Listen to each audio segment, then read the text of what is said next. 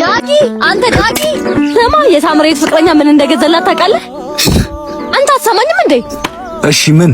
አንተ ግን ምን እየሆንክ ነው? ጸባይክ እንደስት እየተቀያየረ እንዴት እንዳስጠላኸኝ። ያው ነኝ እንዴ? ምንድነው ያው ነኝ? በስነ ስርዓት አውራኝ እንጂ። ስማ እንዲህ ልትቀጥል ከሆነ ፍቅራችን እዚህ ጋር ይበቃል። እሺ መለየት እንችላለን።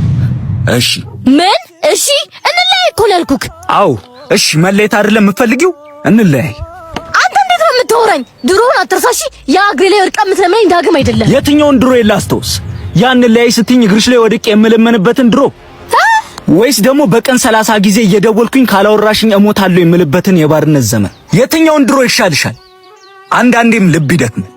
ስንት ዓመት በፍቅርሽ እንደ ባሪያ ነው። መቼ ነው በእኔ ልክ የምታፈቅረኝ ብዬ አምላኬን ተማጸንኩ። ዛሬ ግን ከልቤ እንዲያወጣሽ ነው የምማጸነው። ካንቺ በላይ ሰው ያለ አይመስልሽም አይደለ? ዛሬ ግን ካንቺ መለየት እንዴት እንደሆነ አሳይሻለሁ።